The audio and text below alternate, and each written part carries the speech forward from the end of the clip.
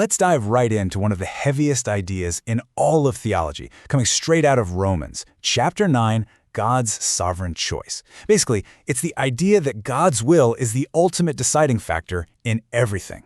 Now, this brings up massive questions about fairness, about free will, and we're going to walk through the argument step by step to see exactly how the text builds its case. So the whole thing kicks off with its boldest claim.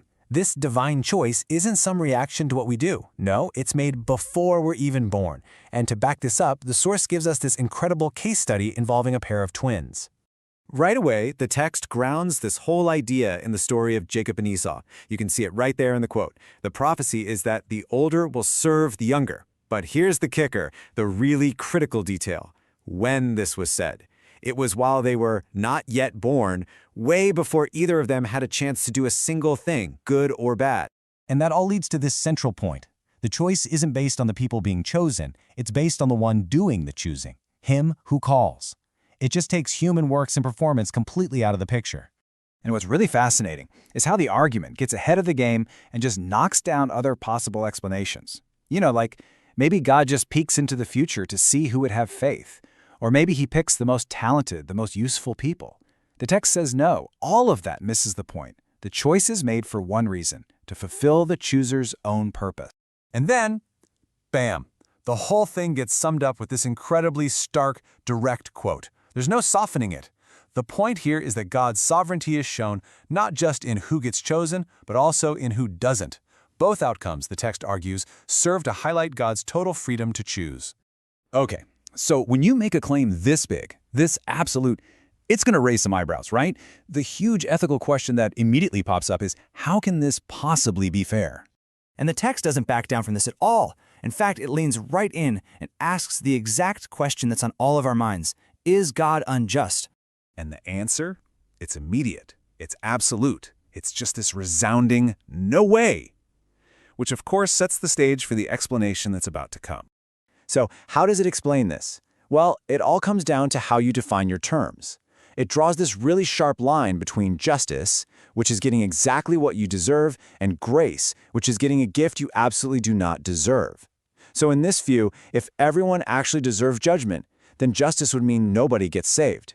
Therefore, saving anyone is an act of pure grace, and it can't be an injustice to those who receive what they did deserve. And this whole idea gets brought to life with two really famous figures from the Exodus story. Moses is shown as a vessel for mercy, designed to display God's grace. And Pharaoh? He's presented as a vessel for wrath, designed to display God's incredible power through judgment. The point is that two very different paths were used to accomplish one single divine purpose. Well, that naturally leaves us to the next big question, right? And the text answers it not with some complicated philosophical argument, but with a really simple and powerful analogy. And this one really gets to the heart of it. If God is ultimately in control of everything, as this slide asks, then how can anyone be held responsible for what they do? It's a huge, profound question about where our responsibility begins and ends.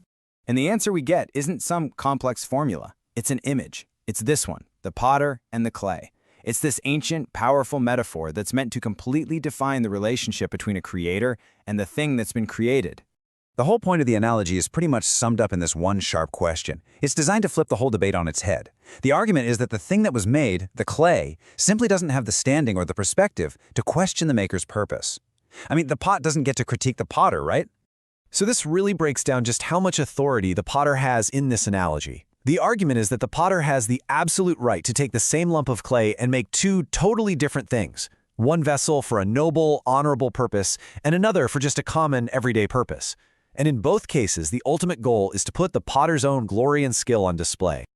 Okay, so that's the big theological idea. But how does it actually play out in real-world history?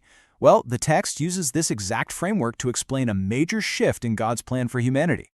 The argument being made here is that bringing non-Jews, the Gentiles, into the family of God wasn't some kind of last-minute plan B. Not at all.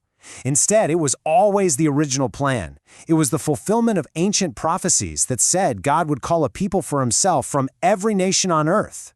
And this is where we get to what the text presents as this huge irony. You have the Gentiles, who weren't even trying to get right with God, and they received righteousness as a free gift, just through faith. And then you have many in Israel, who were pursuing it with all their might through rules and works, and they ended up stumbling over the very thing that was supposed to save them. Which brings us to the final and maybe most important question. So what? Why does any of this matter? How is a person supposed to feel after hearing a doctrine this heavy? Well, the text argues it's not meant to create fear, but something else entirely. And this is where the whole thing pivots from defending the idea to applying it. The concept of God's sovereignty isn't supposed to be this crushing weight on your shoulders. No, it's presented as the very thing that sets you free, the thing that gives you security.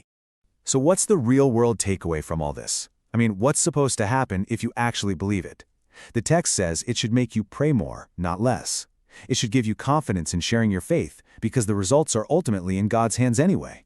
It's meant to comfort you, to strip away your pride, and to lead you to one final destination: worship. And that's exactly where this whole argument lands. The goal isn't to win a debate, it's to stand in complete awe. It's to admit that at the end of the day, God's ways are just so far beyond our ability to fully figure out. So in the end, it all boils down to this one question. The text makes its case that God's total control isn't something scary, but is actually the safest, most comfortable reality in the entire universe, because it replaces our shaky little plans with His perfect purpose.